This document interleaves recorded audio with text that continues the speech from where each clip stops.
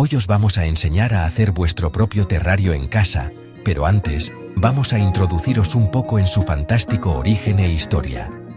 Seguro que los habéis visto en escaparates, en revistas de decoración o en vuestro propio salón.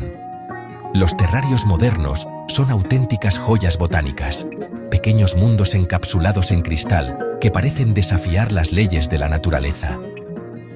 Pero, ¿alguna vez te has preguntado cómo es posible que una planta sobreviva meses, o incluso años, encerrada en un frasco sin aire fresco ni riego constante?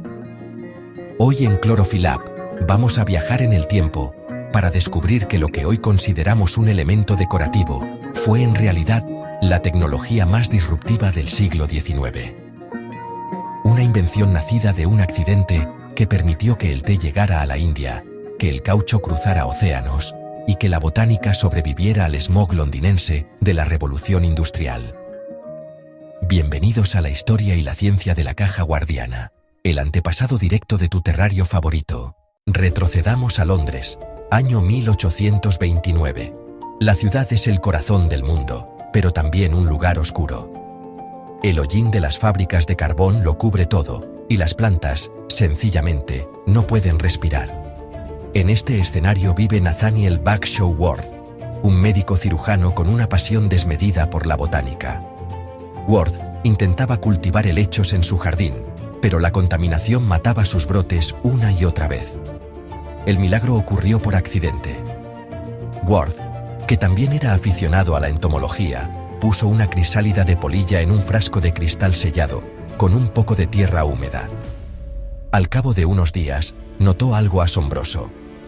No solo la polilla seguía su curso, sino que un pequeño helecho y una brizna de hierba habían brotado de la tierra. Estaban verdes, sanos, y lo más importante, estaban protegidos del aire tóxico de Londres. Ward acababa de inventar la caja guardiana.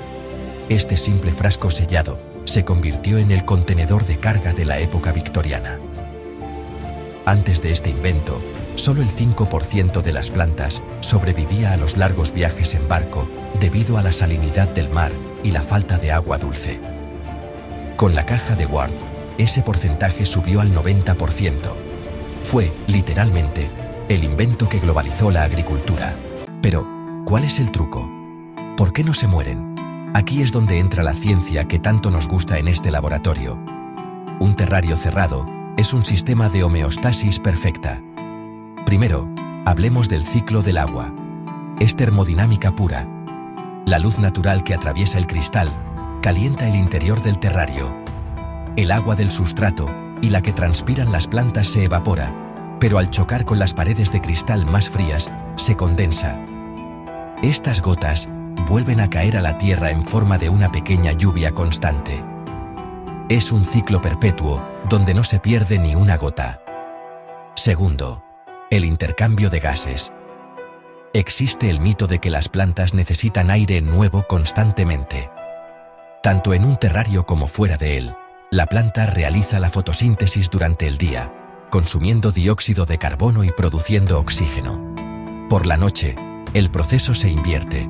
La planta respira, consumiendo un poco de oxígeno y liberando dióxido de carbono. Es un equilibrio tan preciso que la atmósfera interna se recicla indefinidamente. Además, el cristal actúa como una barrera contra patógenos externos y mantiene una humedad relativa cercana al 100%, recreando un microclima tropical incluso si estamos en pleno invierno. Pero el invento de Ward no solo decoró salones victorianos, cambió la economía del mundo. ¿Sabíais que gracias a estas cajas el té llegó a ser una bebida global? Antes de las cajas de Ward, era imposible transportar plantas de té vivas fuera de China. Fue el botánico Robert Fortune quien, usando el invento de Ward, como si fueran cajas fuertes biológicas, logró llevar miles de ejemplares a la India. Sin este pequeño ecosistema cerrado, nuestra cultura del té, tal y como la conocemos hoy, simplemente no existiría.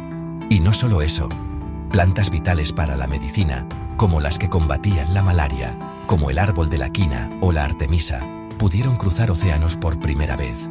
Lo que empezó como un experimento con una polilla y un helecho, acabó siendo la primera globalización botánica de la historia. Con el paso de las décadas, La necesidad de transportar plantas en barcos desapareció con los aviones, pero el fascinante aspecto visual de las cajas guardianas se quedó con nosotros. Evolucionaron de pesadas estructuras de madera y hierro a los elegantes diseños de cristal que vemos hoy. Actualmente, diferenciamos dos tipos de descendientes: los terrarios abiertos, ideales para plantas suculentas y cactus que necesitan ventilación y poca humedad, y los terrarios cerrados, los verdaderos herederos de Ward. Estos últimos son los que permiten crear ecosistemas de bajo mantenimiento, donde el musgo y las plantas de sombra son los protagonistas. La estética ha cambiado, pero el principio físico sigue siendo el mismo que descubrió aquel médico londinense hace casi 200 años. Si después de conocer esta historia quieres crear tu propia cápsula del tiempo botánica, aquí tienes los consejos clave de Chlorophyll Lab para no fallar en el intento. 1. El sustrato es la clave del éxito. No uses tierra común de jardín. Necesitas una mezcla que drene bien, a base de fibra de coco, humus de lombriz y arlita. Pero el ingrediente secreto es el carbón activo. Colocar una capa de carbón activo ayudará a filtrar el agua y, lo más importante, evitará que proliferen hongos y bacterias en un ambiente tan húmedo. 2. Las capas de drenaje. Empieza siempre con una capa de arlita o piedras pequeñas en el fondo. Esto actúa como un depósito para que las raíces no estén en contacto directo con el agua estancada y no se pudran. 3. La selección de plantas. No mezcles especies. Busca plantas que compartan el amor por la humedad y la luz indirecta.